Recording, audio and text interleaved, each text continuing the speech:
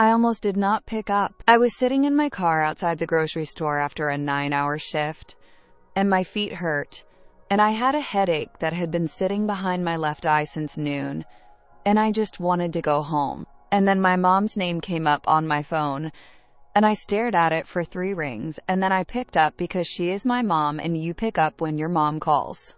I wish I had let it go to voicemail. I genuinely wish that. Because what she said in the next 6 minutes rearranged something inside me that has not gone back to its original position since. She said they were short on rent this month. $1,400 due Friday. They were $600 short. She did not know who else to call. She said it in that voice she uses when she has already decided the answer and is just going through the motion of asking. Warm. Apologetic, but not really apologetic. The voice of a woman who knows you are going to say yes. She said, "We thought maybe you could sell the car. Just temporarily. We will pay you back." I said, "Mom, I need the car to get to work." She said, "You could take the train for a little while, just until we sort things out." I said, "Let me think about it." She said, "Thank you, sweetheart. We knew you would understand." And she hung up, and I sat in that parking lot, and I did not move for a long time. My name is Rachel Donovan. I am 28 years old. I am a paralegal. I am the oldest child in my family. I have been working since I was 15 years old. I paid for my own university education. I have never once in my adult life called my parents and asked them for money. Not once. And they just called me and asked me to sell my car. Okay. I need you to stay with me for this whole story, please. Because I know it sounds like a straightforward situation. And you might think you already know where this is going, but you do not. What I found out in the days after that phone call is something I have been carrying alone for months. And I have never said it out loud to anyone, except my best friend and my therapist. And tonight I just need to say it to someone. So please stay, subscribe if you are new here, like the video, and just stay with me because I really need to get through this whole thing. After she hung up, I just sat there. The parking lot was emptying out around me. People loading groceries into their cars and driving away, having completely ordinary evenings, and I was just sitting there holding my phone and feeling something I could not immediately name. It was not anger. Not yet. It was more like when you are in a room and someone rearranges the furniture in the dark, and you reach for something that has always been in one place and it is not there anymore. That specific disorientation. That moment of your hand finding empty air where something solid should be. We knew you would understand. I kept hearing that. We knew you would understand. And the thing is, I had always understood. My whole life I had understood. I was the one who understood. Who managed. Who figured it out. Who did not make things harder than they needed to be. Who was fine. Always fine. Perpetually fine. And sitting in that parking lot, I thought about my brother Daniel finishing his 2nd year at Harvard. And then I opened my phone, and I looked up Harvard tuition, and the number on the screen made me close my eyes for a second. $54,000 per year? Okay, so I need to stop for a second because even now, typing this out, I can feel my chest getting tight the way it does when I think about this too directly. $54,000 a year. That is what my parents are paying for Daniel's education, and they called me to sell my car for $600. I do not even know how to explain what that felt like. It was like being hit by something you did not see coming. Even though, looking back, the signs were everywhere, and I had just never let myself actually look. I want to tell you about Daniel first because I need you to understand that this is not about me resenting my brother. I love Daniel.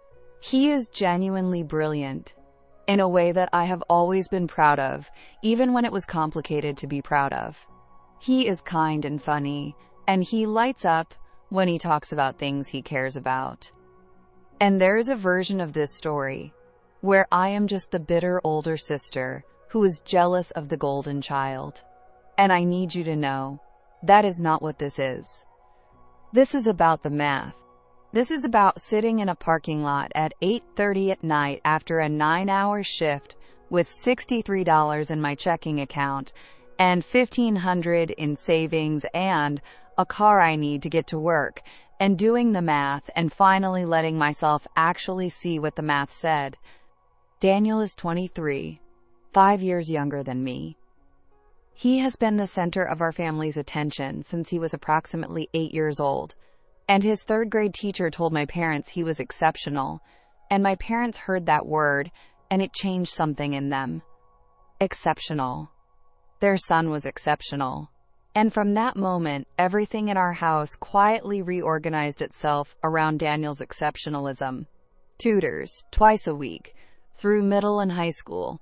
I found out the hourly rate later. Between $80 and $150. Twice a week.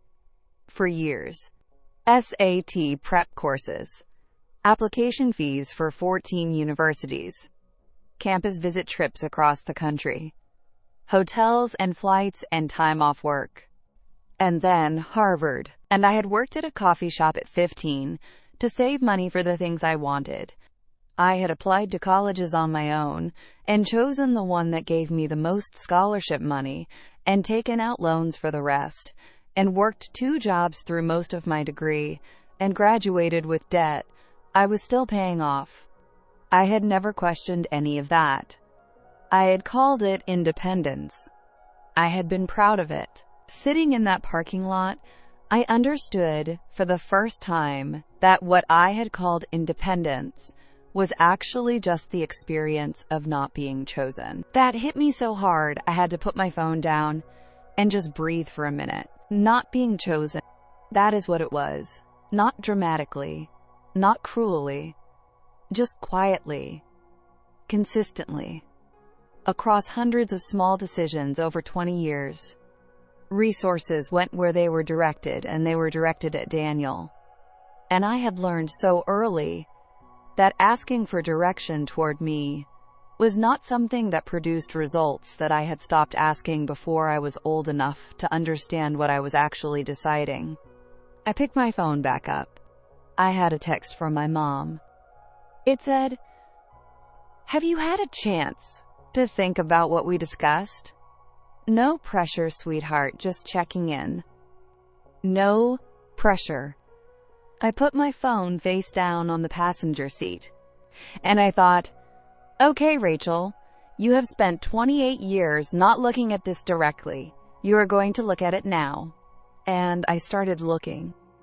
I called my Aunt Patricia the next evening. Patricia is my mom's older sister, and she is one of those women who just tells you the truth, because she decided somewhere along the way that honesty is more respectful than comfort. And I have always loved her for it, even when the truth was hard. I called her and I said, "Patricia, I need to ask you something, and I need you to not soften it." She said, "When have I ever softened anything?"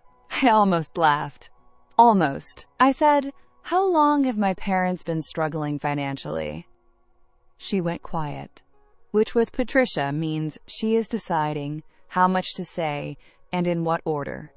She said, "Honey, how much do you actually know right now?" I said, "I know they are behind on rent.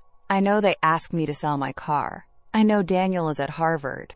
I am trying to understand how all of those things exist at the same time." She took a breath. She said, "Your parents have been taking loans." I said, "What kind of loans?" She said, "Personal loans.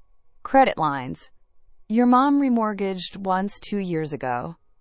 Rachel, they have been spending beyond what they have for a long time. And Harvard is, she paused. Harvard is a significant part of that. I said, "Are they paying full tuition?" She said, "As far as I know, yes. They did not want Daniel to have debt. They said they did not want his future to start with that weight on him." I had to put the phone down for a second. "I am not going to lie to you," I cried. Right there on my kitchen floor, with my back against the cabinet, I cried in a way I had not cried in years. Not pretty crying. The ugly kind. The kind that comes from somewhere so deep that when it finally comes out, your whole body shakes with the force of something that has been held in a space that was too small for it for too long. They did not want Daniel to start his future with debt. I had started my future with debt. I had started my future with debt and 2 jobs and a degree from a school I chose because of the scholarship and loans. I was still paying off 6 years later, and nobody had ever said those words about me. Nobody had ever sat down and thought about my future, starting with weight on it, and decided that was something they wanted to protect me from. I was not protected from it. I was the one who was assumed to be able to carry it. I picked the phone back up. Patricia said, "Rachel, are you still there?" I said, "Yes. Sorry. I am here." She said, "How are you doing with this?" I said, "I am fine." And then I stopped. And I said, "Actually, no, I am not fine. I am really not fine right now." And Patricia said, "I know, honey. I have known for a long time that you were not as fine as you were always saying you were." I said, "Why didn't anyone say anything?" She said, "Because you never gave anyone an opening. You were always so..." She searched for the word, "so managed, so together." Rachel manages. That is what your mother always said. Rachel manages so well. We are so lucky she is so capable. Rachel manages. I sat with that. Rachel manages, so we do not have to think about Rachel. Rachel manages, so the attention can go where it is actually wanted. Rachel manages, because managing is what Rachel does. And what Rachel does not require anything from us. I said, "Patricia, did my parents ever once talk about helping me with university?" Silence. "A real one. The kind that has weight," she said. "Not that I ever heard. I assumed they were helping you both. I never thought to ask." I said, "They did not help me at all." She said, "Oh, Rachel." 2 words. I know it sounds small, 2 words, but the way she said it, the specific quality of it, the sound of a woman who has just understood something that makes her feel sad in a way she did not expect. "Oh, Rachel." I said, "It is fine." And then I caught myself. And I said, "It is not fine, actually. None of it is fine. But I am going to figure out what to do about it." She said, "What are you going to do?" I said, "I am going to have a conversation with my parents that is about 28 years overdue. I asked them to come to my apartment on a Saturday morning. I want to explain why my apartment and not their house. Because at their house, I am always the child. The dynamic is set before anyone speaks. The furniture is theirs. The coffee is made by my mom in her kitchen. Everything about the physical space positions me as someone who is visiting someone else's life. I needed to be in my own space, sitting in my own chair, on my own ground." They arrived at 10. My mom came in and hugged me and said the apartment looked nice, and my dad shook his head at a parking situation on my street the way he always does. And they sat on my couch, and I made coffee, and I brought it over, and I sat across from them in the chair. I had specifically moved to face the couch directly. I had a folder on the coffee table. It had 3 things in it: the Harvard tuition figures I had printed out, a rough calculation of what 4 years of Daniel's education would cost my parents, and a simple summary of my own educational costs. What I had borrowed, what I had worked, what I had managed. I said, "I want to talk about the rent situation, but before I do, I need to talk about some other things first." My mom looked at the folder. Something moved across her face. I have spent 28 years learning to read my mother's face, and what moved across it in that moment was not guilt exactly. It was something more complicated.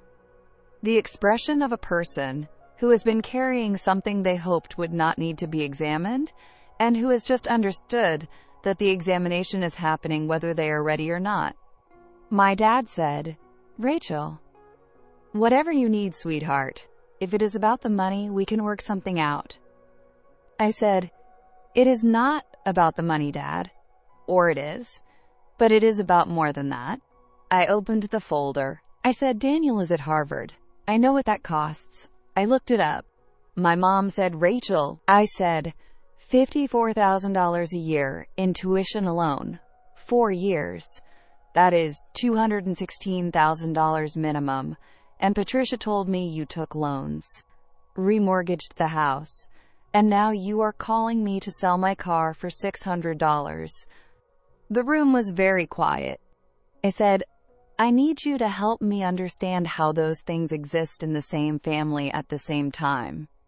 My dad looked at his hands. My mom said, we did not want Daniel to have debt. He has such a bright future and we did not want him to start it carrying. I said, I have debt, Mom. She stopped. I said, I have debt from the degree I paid for myself while working 2 jobs because nobody offered to help me. I started my future carrying exactly the weight you wanted to protect Daniel from. And nobody sat down and thought about that for me. My mom's eyes went shiny. She said, you never asked. And that sentence, those 3 words, you never asked. I had to breathe for a second before I could respond, because if I had responded immediately, it would not have been words. I said, I never asked because I learned before. I was old enough to understand what I was learning, that asking did not get me anywhere in this family. I learned that the resources went where they were directed. And they were never directed at me. So I stopped expecting them, and then I stopped even wanting them, because wanting things you are never going to get is just a way of hurting yourself. And then I called that not wanting things independence, and I was proud of it. And nobody corrected me. My mom was crying now. My dad still had not looked up from his hands. I said, I am not here to make you feel terrible. I am not doing that. I am here because you called me and asked me to sell my car. And I realized that if I just sold the car and said nothing, I was going to be doing exactly what I have always done. Managing. Being fine. Making it easier for everyone else to not have to think about me. And I cannot do that anymore. My dad looked up. His eyes were red in a way I had not seen since his own father's funeral. He said, we did not see it. I said, I know. He said, we thought you were okay. You always seemed okay. I said, I know, Dad. And I made it very easy for you to think that because I was very good at seeming okay.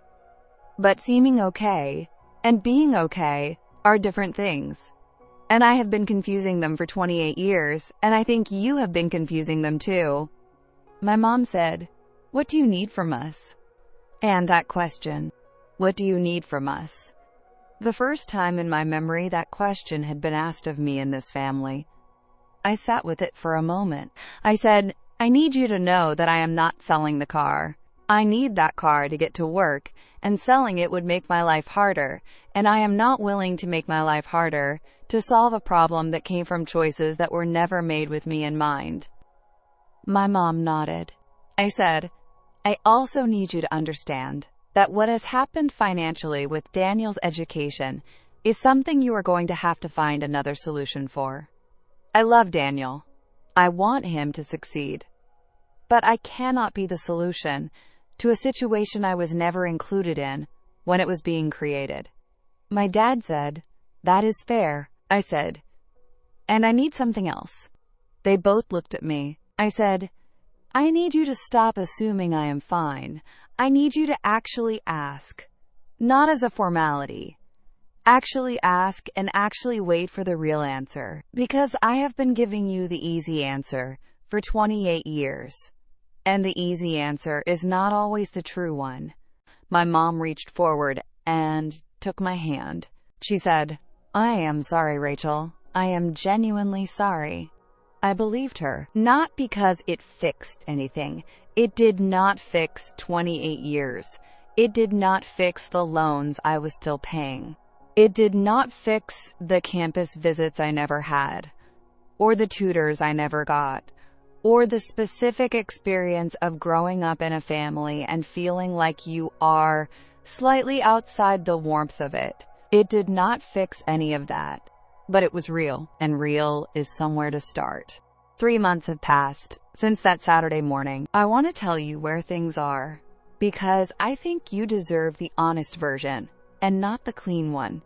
And the honest version is complicated and unfinished, the way real things always are. My parents did not sell the house. They worked out a payment arrangement with their landlord for the back rent, and my dad picked up some freelance consulting work he had been putting off, and they are managing.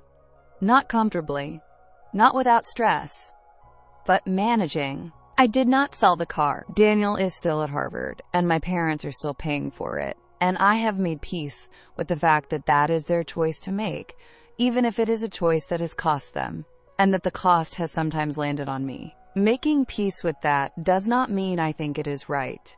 It means I have decided that my energy is too valuable to spend on something I cannot change.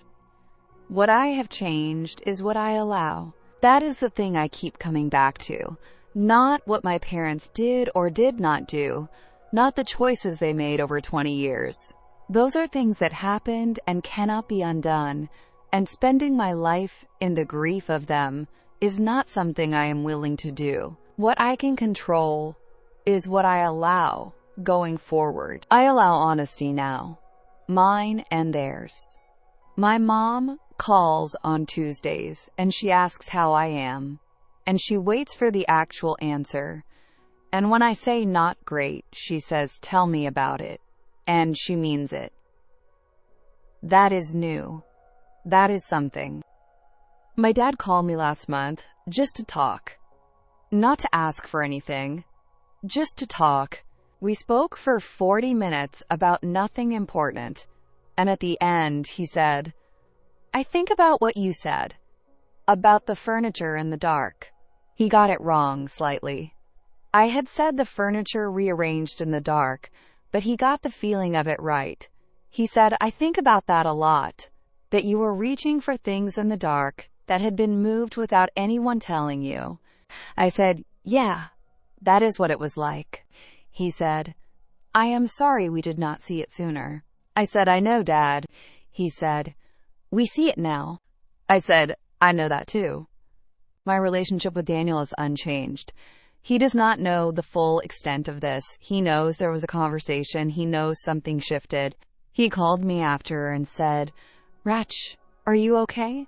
I said, yeah. Are you? He said, I feel weird about the money stuff. I said, that is not yours to feel weird about. That is between me and Mom and Dad. He said, I love you. I said, I love you too. And that was that. I have a therapist now. I started seeing her 6 weeks after the Saturday conversation, and she has said things to me in that room that have rearranged the way I understand myself in ways I am still processing.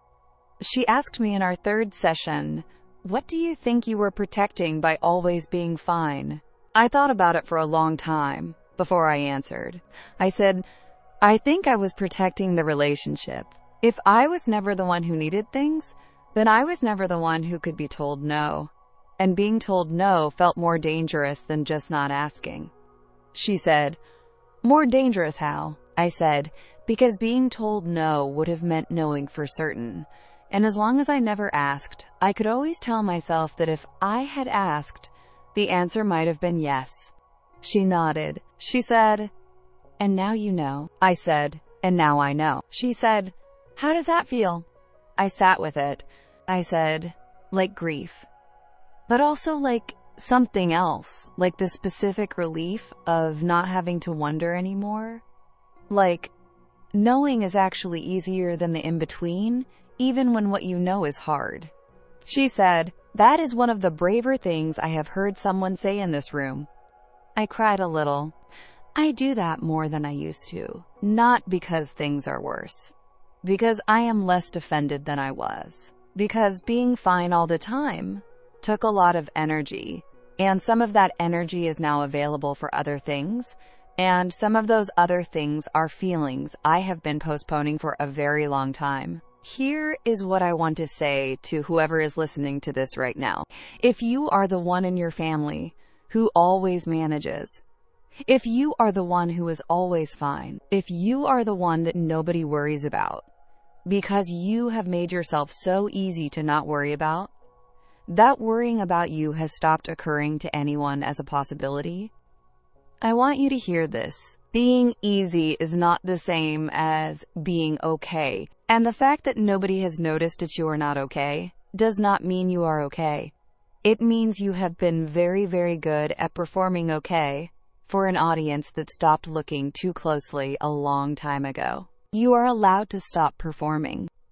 You are allowed to say, actually, no, I am not fine.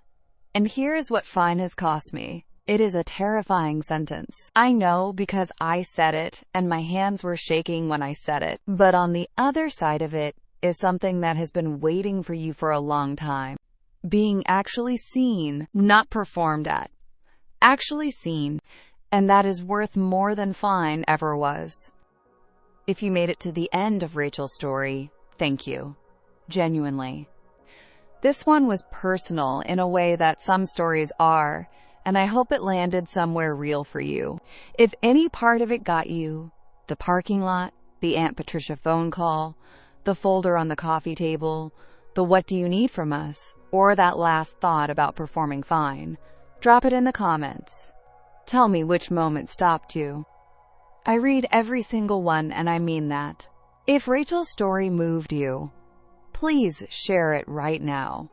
Send it to someone who has always been the one who manages, the one nobody worries about, the one who's fine, has been covering something that needed to be said out loud for a very long time. They need to hear this story. Like this video if you stayed until the very last word. Subscribe, because my next story is gonna completely stop you in your tracks. I will see you then.